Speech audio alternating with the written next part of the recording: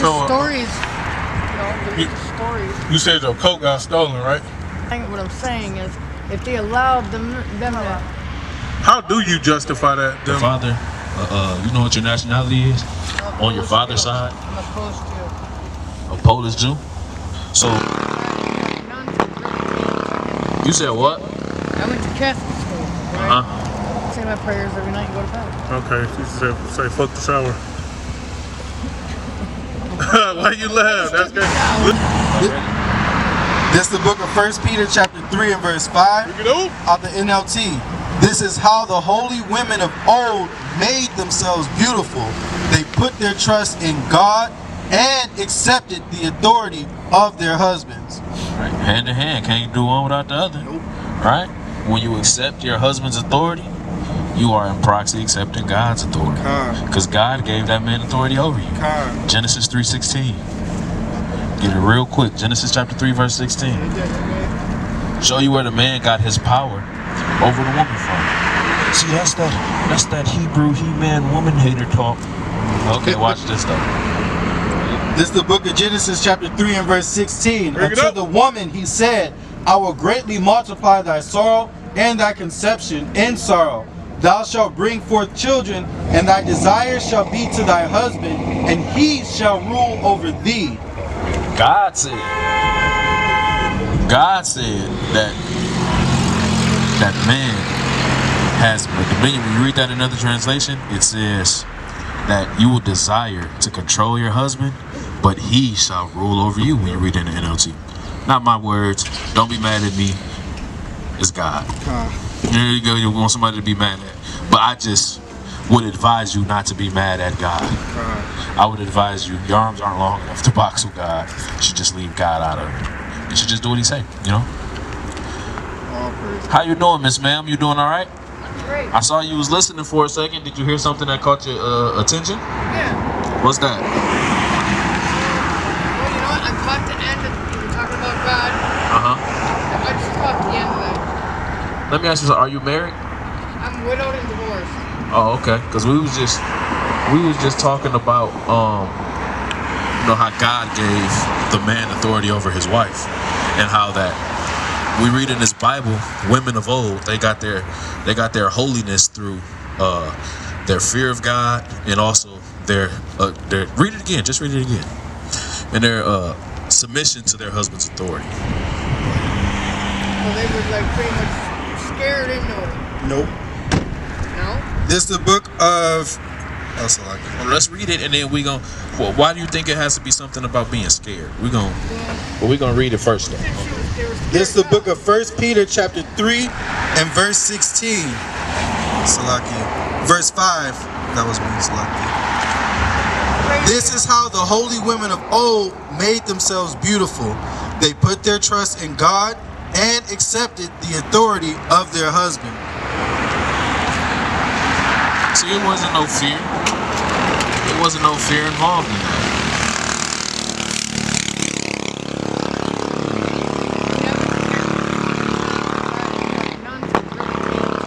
You said what? I went to Catholic school, right?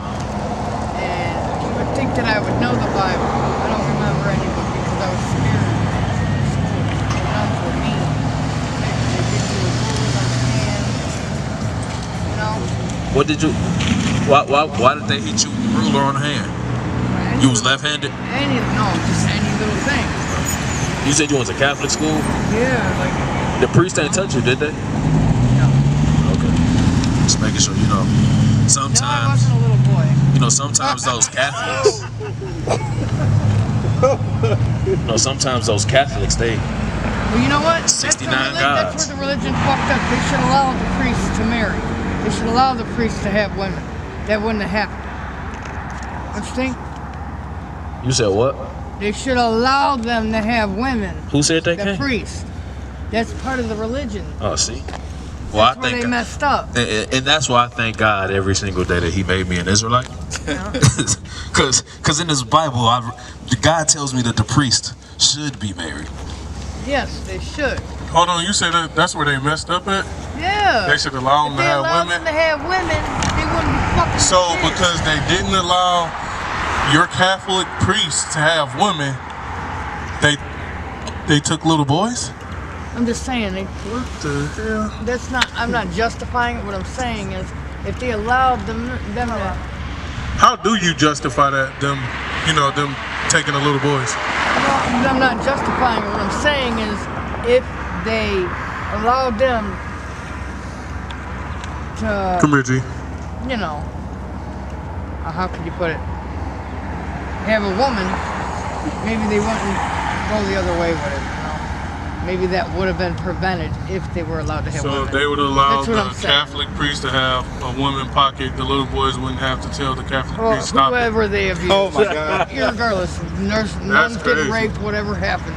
I don't know. But that's They really was- fucked they up was with their doing religion. nuns They too? should've- I don't know what they did. I'm just I saying. never heard If none they of were allowed that. to have women, maybe a lot of that would have been prevented.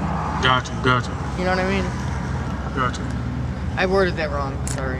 So what happens when they find out those guys be doing that to those little boys? I don't even know. I never seen nothing happen either. Me either. I think they just pay their way. They buy them. They pay them to be quiet. Okay, so keep That's everything. what I would think, right?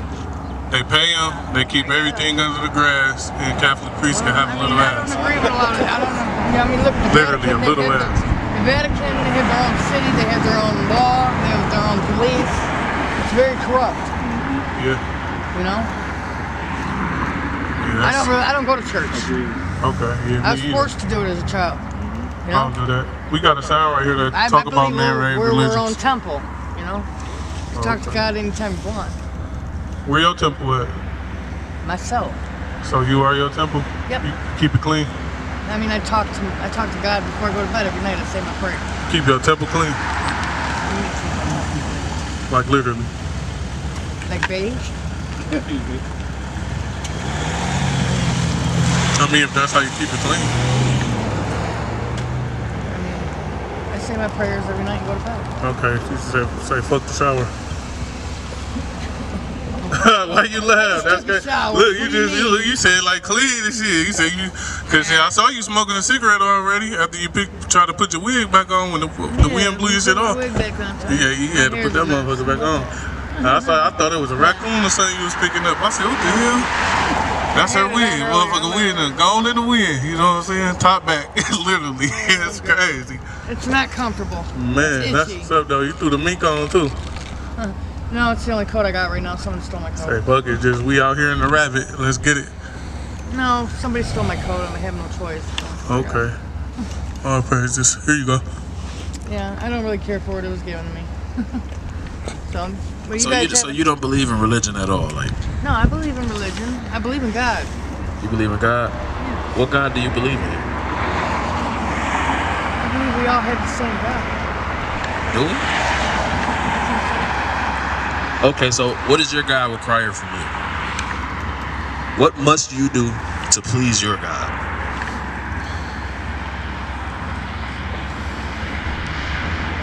Believe. Just believe. Everybody, What does it mean to not hurt anybody? Because that's not like that's a very ambiguous term. mentally, physically, I try to just do me. Stay in my lane. Treat people the way I want to be treated. But what if your lane veers off into my lane? Then where do we go from there?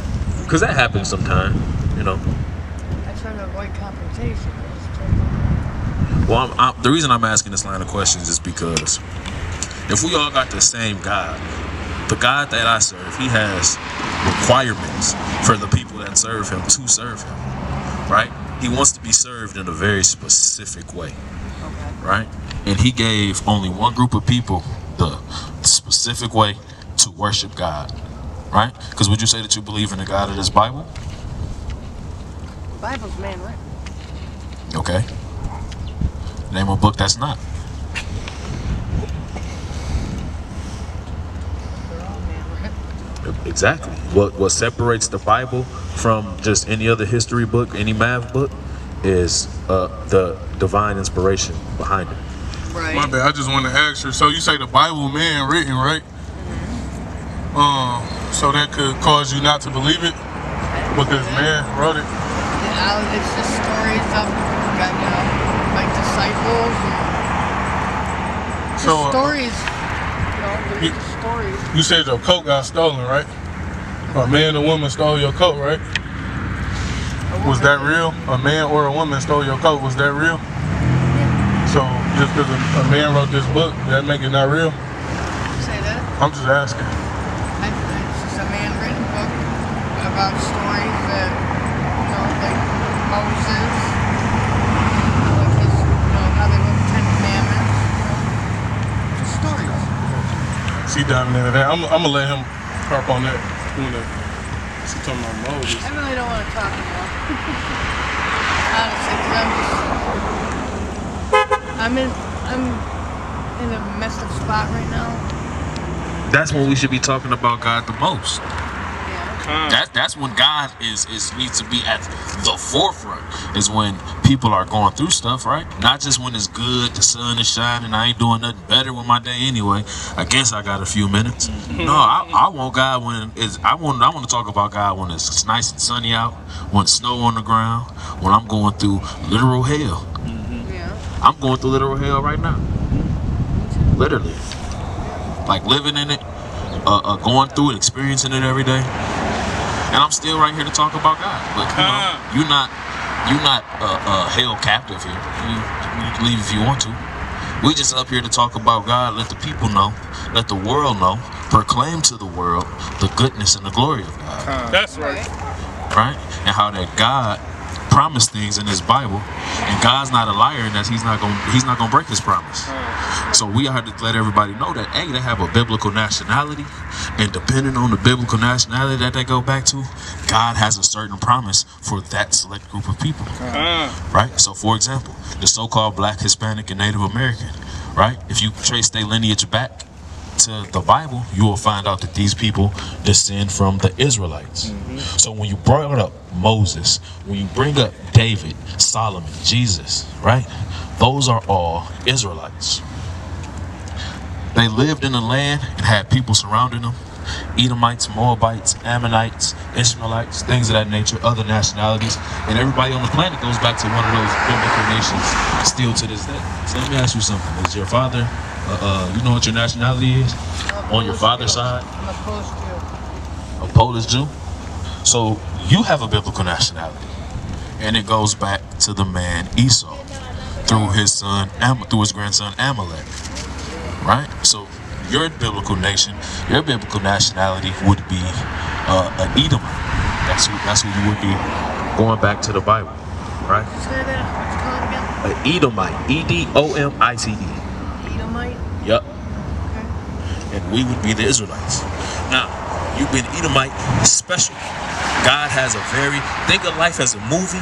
God has a very special role for the Israelites. He has a very special role for the Edomites, right? Israel is his main protagonist. Esau is the main antagonist, which is why we look at what happens in America. We look at everything, just American history. Since, what is America, 250 years old? Since 1776, and even prior to that. And why do you think the world events play out the way they play out, and the main people that it happened to? Because it's all about God's design. And you just happen to descend from the main antagonist, while we descend from the main protagonist. Right? And we at the end of the movie. Right? We done went through the beginning, introduction, the climax. Now we're on the downfall. Now we're getting to the end of the movie. Right? And this is how the movie ends. With the destruction of America, the downfall of the Edomites, and the uplifting and the usurping of the kingdom being given to the Israelites, which will be the so-called Blacks, Hispanics, and Native Americans. Right? So I just wanted you to know that you have a biblical nationality. It descends back to the man Esau. So you'd be an Edomite. We are the Israelites. We have next, right? And you can go and you let your people know that you heard this message. And this brother that they was teaching the Bible, they told us that we descend from Edomites. And then I want y'all to sit down. I also got Lebanese in me too. So then the world. Who's your father's side? My grandmother of my dad's mother is French Canadian and Lebanese, and then my dad's father Polish Jew, and then my mom's mother was also Polish. Your Jew. dad's dad is a Polish Jew? My great-grandfather. Your great-grandfather, yes. he's a Polish Jew. So we determine biblical nationality based off of the seed of the father. Okay. Because the man carries the seed. Well, my dad's mother, though, she was Lebanese and French Canadian. But the man carries the seed. So think about it like this. If you go in your house, you take an apple, you cut it in half. The apple has seeds. You take one of those seeds, you plant them in your backyard. You take another seed, you hop on the airplane, you fly to Florida, you plant it in Florida. Guess what? Are you going to grow an orange now because you're in Florida? You're still going to grow an apple. Right. So the man carries the seed. So the nationality of the mother play on phenotype, but not who you descend from. So when you go home, I want you to tell your cousins now, you met these people preaching the Bible, and they said we're Edomites. And I want y'all to have Bible study together too, right? Because that's important. But the first book I want y'all to read is a book called Obadiah. It's just one chapter. It's like 20. Obadiah. It's like 20. Yeah, it's like 20 verses. It's like 20 verses, and it gives you the future of what's going to happen to the Edomites and other nations, right? So you should just go home and have that Bible study with your people and teach them something, right? Teach them, because it's almost over, and we ain't got next, right? Give me Obadiah. Matter of fact, give me Obadiah. Give me verse 18. Let's just get straight to it.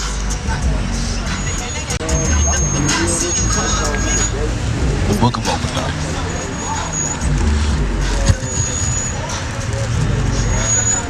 All right, now, King. This is the book of Obadiah, verse 1. The vision of Obadiah. Thus said the Lord God concerning Edom, we have heard a rumor from the Lord, and an ambassador is sent among the heathen. So this prophecy is to Edom, right? Remember, we established you were Edom. Go ahead. 29 to verse 18. This is the book of Obadiah, verse 18. In the house of Jacob shall be a fire, and the house of Joseph a flame, and the house of Esau for stubble, and they shall kindle in. You know what stubble is, don't you? No, what is it? You know how you try to start a campfire? You need like the little wood shavings, the little dead grass, something for the fire to catch, so it can spark and be an actual fire, right? So read it again from the top. And the house of Jacob shall be a fire, and the house of Joseph a flame. Jacob and Joseph. That's the southern and northern kingdom of Israel. Them the Israelites, the so-called Black, Hispanic, and Native American. Go ahead. And the house of Esau for stubble. The house of Esau, the Edomites, right, for stubble. Go ahead. And they shall kindle in them and devour them. And there shall not be any remaining of the house of Esau, for the Lord hath spoken it. Right, and this ain't my words. This is what the Lord said. So the culmination of everything is the fact that Edom took Israel into captivity.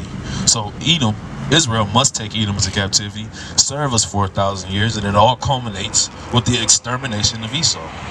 And that's the Lord. What he said, the Lord hath spoken. It's not my words, it's the Lord's words.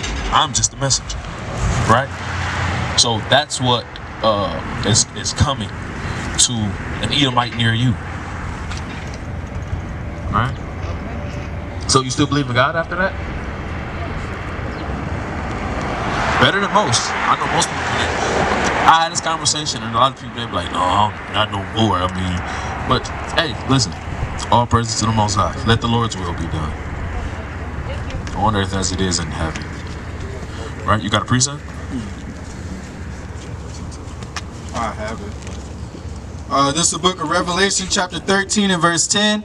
He that leadeth into captivity shall go into captivity. He that killeth with the sword must be killed with the sword. Here is the patience and the faith of the saints. And that's what it boils down to.